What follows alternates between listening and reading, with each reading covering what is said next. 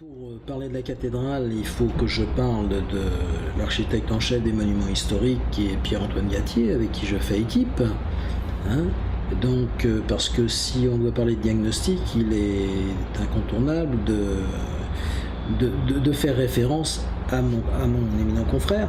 C'est-à-dire que au départ, comme beaucoup de personnes le savent, la cathédrale avait fait l'objet de projets différents. Fut dans un passé pas si lointain, en 2002, le président de l'époque, Gaston Flosse, avait missionné une de ses équipes d'architectes de la présidence pour faire un projet plutôt de rénovation que de restauration, dans la mesure où il envisageait de refaire une grande partie de la cathédrale. Quand j'ai une grande partie, ça ne tient pas compte des murs, mais toute la charpente, toutes les voûtes étaient refaites.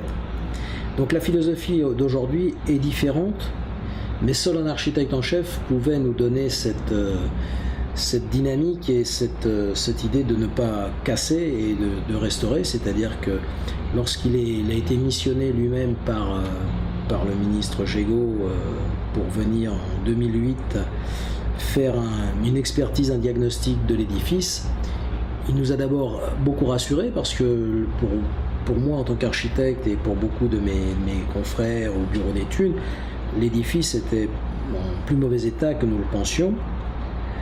Lui, avec son expérience d'architecte en chef, nous a simplement dit qu'il suffisait simplement de restaurer, c'est-à-dire de retirer les pièces qui étaient défectueuses et de les remplacer, de restaurer les murs, c'est-à-dire lorsqu'on se retrouvait avec des poches de vide dans les murs, et bien de les remplir, de gratter ce qui était abîmé, et bien sûr de prendre des gens qui soient compétents, des gens qui aient l'expérience, c'est-à-dire des entreprises label monument historique, donc essentiellement des entreprises dont le personnel est composé de compagnons du Tour de France. C'est pas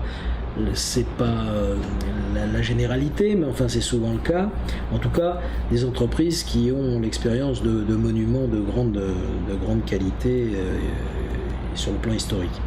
Voilà, donc le diagnostic a été en 2008 fait par Pierre-Antoine Gattier.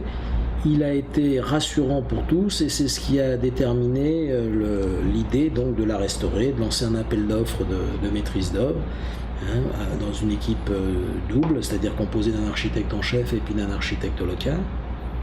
C'est comme ça que nous avons été retenus, et c'est comme ça que je me retrouve moi à assurer la partie du chantier, c'est-à-dire la coordination, en étant là-bas une fois par mois auprès des équipes, pour pouvoir assurer le tampon entre la métropole et aussi Tahiti pour les envois d'un certain nombre de choses.